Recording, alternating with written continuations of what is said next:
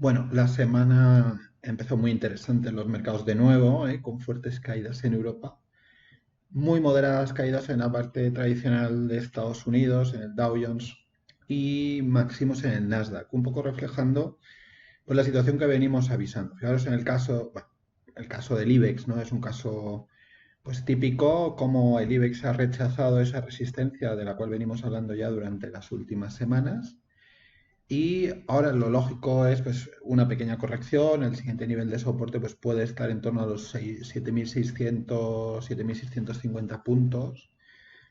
El volumen nos está indicando claramente que va a ser difícil que, dado el interés que hay en el mercado, se rompa ese nivel de resistencia.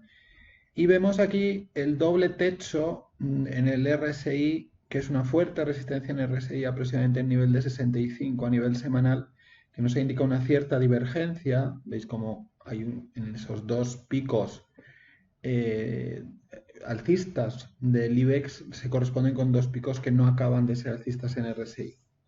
Las medias móviles nos siguen indicando pues una cierta fortaleza del mercado, es decir, no parece que vaya a ser dramática la caída. Bollinger nos está indicando que tampoco va a haber una caída dramática de momento, no se está estrechando las bandas de Bollinger ni nada parecido. Todo apunta a una consolidación del mercado.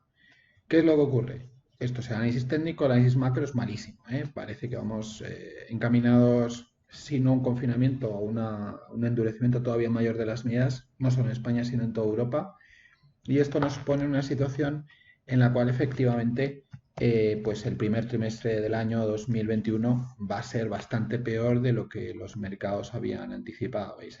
En el caso del Eurostoxx es algo parecido, la caída de volumen, y ahí donde se ha estrellado el Eurostoxx son en esos mínimos que hizo el mercado un poquito antes de la gran caída, ¿no? Que viene a ser el 3.700, 3.670.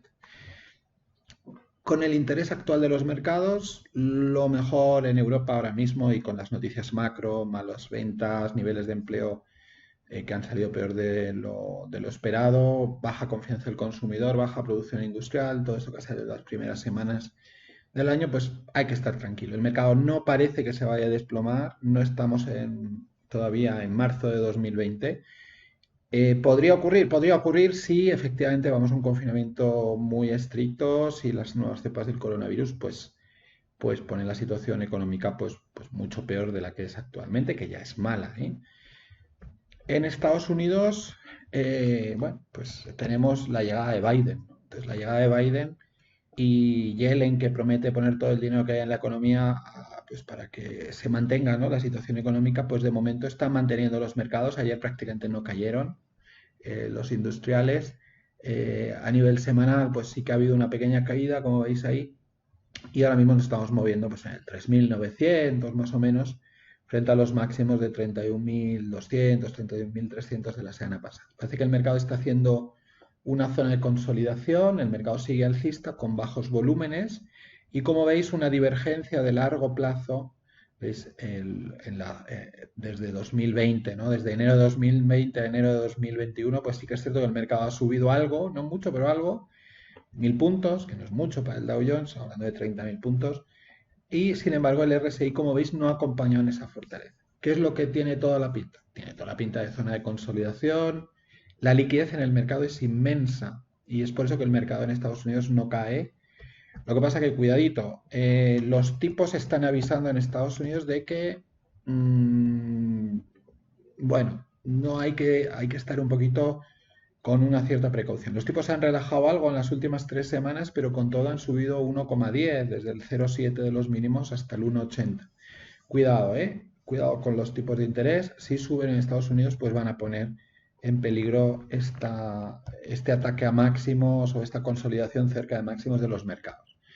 Vengo diciendo hace ya muchas semanas que, bueno, lógicamente lo que técnicamente está absolutamente de locos es el Nasdaq. El Nasdaq tiene pinta de seguir subiendo porque ha vuelto a romper máximos. Lo está haciendo con poco volumen, ¿eh? Cuidado, eso también es cierto. Cuando corrija el Nasdaq va a corregir mucho. También hay una divergencia a muy largo plazo en el Nasdaq, en el RSI. Entonces, yo creo que el Nasdaq tal vez lo veremos intentando el 14.000 y ahí, con estos actuales niveles de volumen, hay que tener mucho cuidado, valoraciones muy exageradas. hay una doble paradoja en el Nasdaq, porque sube, porque es cierto, hay empresas que en caso de que las medidas de Biden sean más restrictivas, que lo van a ser, ya ha anunciado bueno, pues las cuarentenas, etcétera, etcétera, y es posible que haya algunos estados que decidan volver a un cierto confinamiento y para algo la actividad económica, como os decía, pero por otra parte tenemos que esto favorece a las tecnológicas, pero claro, la crisis económica alarmada que hay en Estados Unidos pues por otra parte va a hacer que muchas de esas tecnológicas tengan difícil la venta. Pensar el caso de un Tesla, ¿no? Pues un Tesla no deja de vender coches que son relativamente caros. Por tanto, bueno, sí, sí, es una tecnológica, pero de alguna manera pues está en unos niveles valorativos que si la economía no tira a nivel mundial va a ser muy difícil que lo haga bien. Fijaros el caso de algunas empresas, ¿no? Hemos hablado de Tesla, por no hablar siempre de la misma. El caso de Amazon es extraordinario. Como Amazon, claro, se mueve en esta doble disyuntiva. Amazon necesita una economía sana a nivel mundial para que haya pedidos. Por otra parte, es una tecnológica que le va bien que haya, digamos, un parón económico, un confinamiento más que un parón económico, porque la gente se queda en casa y pide desde casa. Pero claro, le está costando mucho romper estos niveles. El RSI nos viene avisando desde hace un cierto tiempo y las bandas de Bollinger con su estrechamiento que viene un movimiento fuerte, volumen para abajo. Yo si tengo que apostar a dónde va a ir ese movimiento, apostaría a un movimiento fuerte de Amazon a la baja. Nos lo dice Bollinger, nos lo dice el cruce de las medias móviles, nos lo dicen varias cosas, pero con mucho cuidado porque ya estáis viendo que los mercados tecnológicos están muy fuertes. ¿Qué nos está diciendo otros mercados tradicionalmente defensivos? Pues bueno, como veis, el oro pues sigue ahí.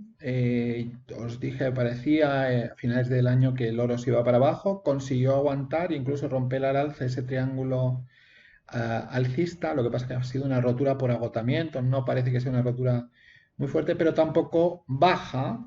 Y esto lo que nos lleva a pensar es que efectivamente el oro sigue ahí más o menos en los 1800, consolidando niveles cerquita del 1900 y nos está diciendo que cuidado porque puede haber una segunda ola o tercera o cuarta, como depende cómo la contéis, de la crisis que llevaría a hacer el oro más atractivo. El Bitcoin está reduciendo la volatilidad, cosa que es sanísima. Lo mejor que puede pasarle al Bitcoin ahora mismo es que consolide un tiempo. Las grandes subidas del Bitcoin han venido, como veis ahí, por ejemplo, entre 2019, pues fue un año bastante tranquilo para lo que es el Bitcoin. Esta subida espectacular la lleva una sobrecompra exageradísima y en cuanto ha caído un poquito el volumen, pues el mercado se ha ido. Yo creo que el Bitcoin lo vamos a ver a lo largo del año en niveles pues próximos a los 27.000 seguro en la corrección y muy, muy probablemente otra vez en la resistencia anterior cerca de los 20.000. Conclusión, datos macro malos en Estados Unidos y en Europa. En Estados Unidos un poco menos a nivel industrial, malos datos de empleo, malos datos de confianza. Mercados en Europa no parece que se vayan a hundir, pero no tienen una pinta alcista. Mucha precaución. Comprar a la baja para el que quiera comprar a largo plazo. Tecnológicas van a seguir para arriba, la situación técnica es de rotura de máximos, subida libre. Empresas como Amazon ya está avisando claramente el análisis técnico de que pueden estar muy cerca de máximos. Y los mercados defensivos nos están diciendo, oye, la cosa no se ha acabado todavía. Vamos a ver qué pasa.